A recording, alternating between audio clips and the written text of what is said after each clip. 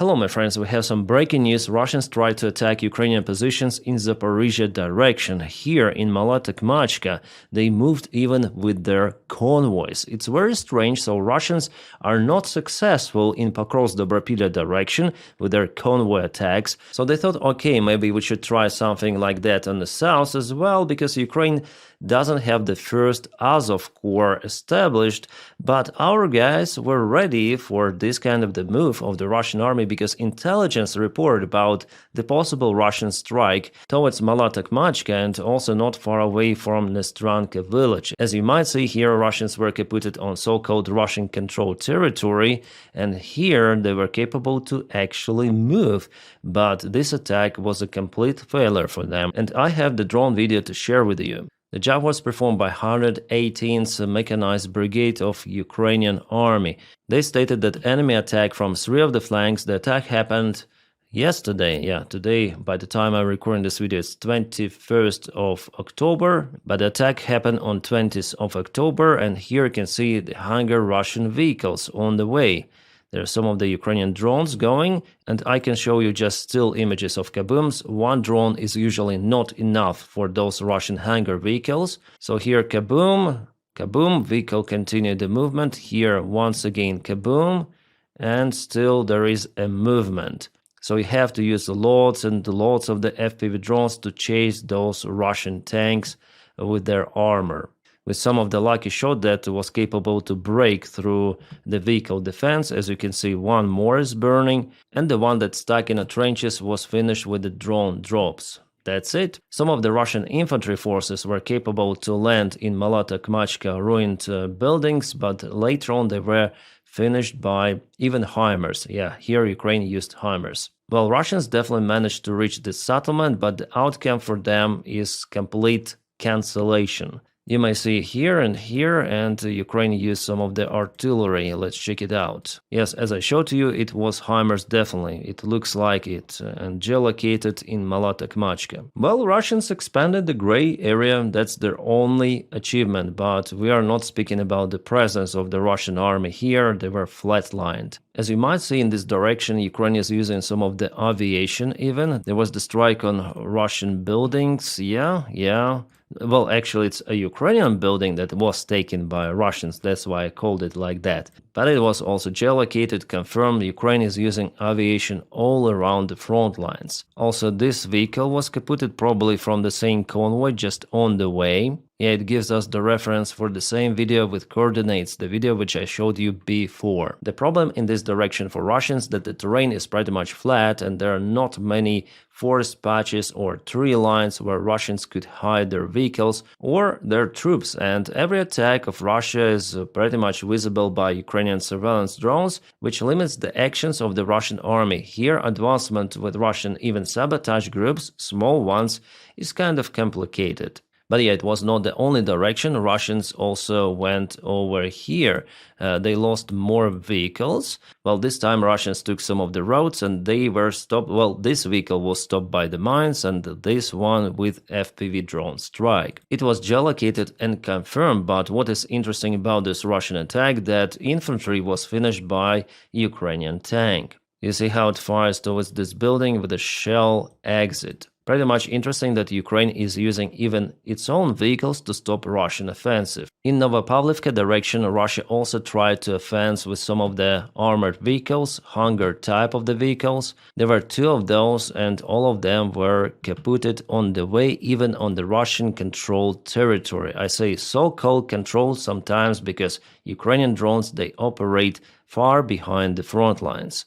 Yeah, vehicles were hit, infantry landed out in some of the forest line, but later on was chased and finished. A usual story for Russians, so we have this some sort of the deja vu from 2023 and 2024. Then Russia attacked not just with the infantry forces, but also using big, long convoys, armored vehicles, tanks, everything. And now they reincarnate this stuff, but all of that brings them severe, absolutely crazy losses. And what I see here that Ukraine managed to kaput even Russian artillery system far away. Oh, it was a Grad system, PM-21 Grad, definitely on fire. As you might see, Russians are trying to use some of the protection for the system.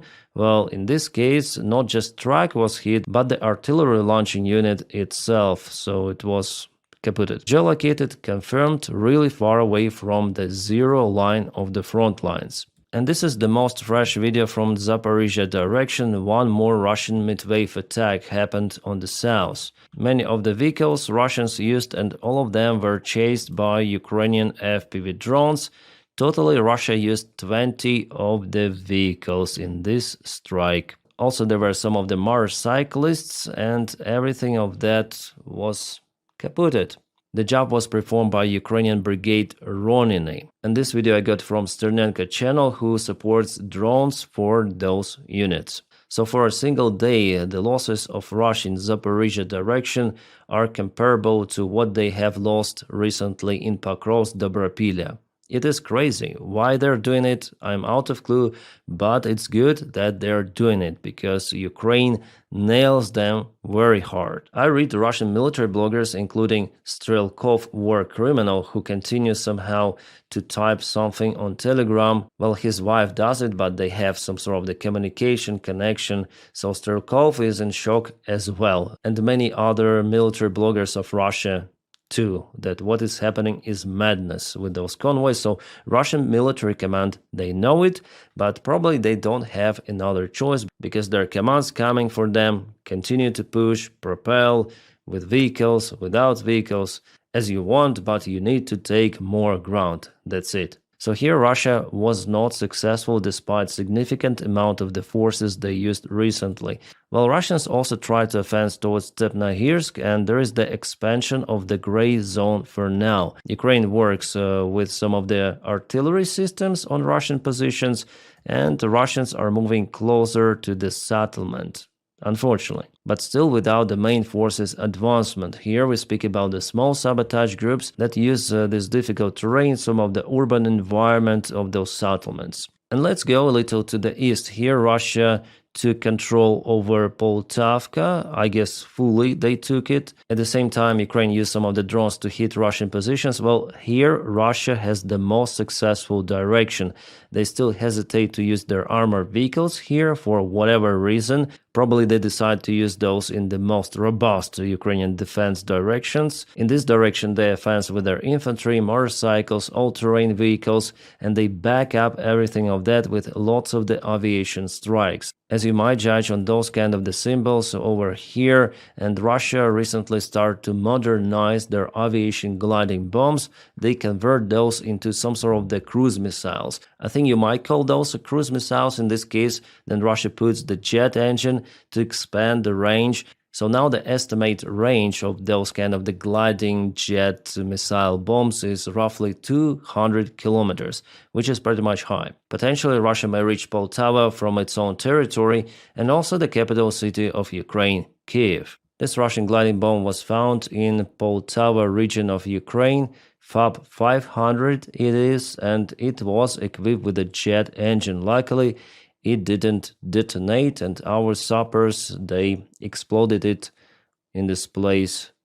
Yeah, that's the new type of it. Well, as it was said, it is equipped with a jet engine, but I don't see it here. Probably it is connected underneath or somewhere. So Russian aviation unfortunately might be more successful with the strikes, and they may save their airplanes not coming close to the front lines. But from what I know, Ukraine is working on some of the anti-gliding bomb warfare, which will be presented pretty much soon, I hope.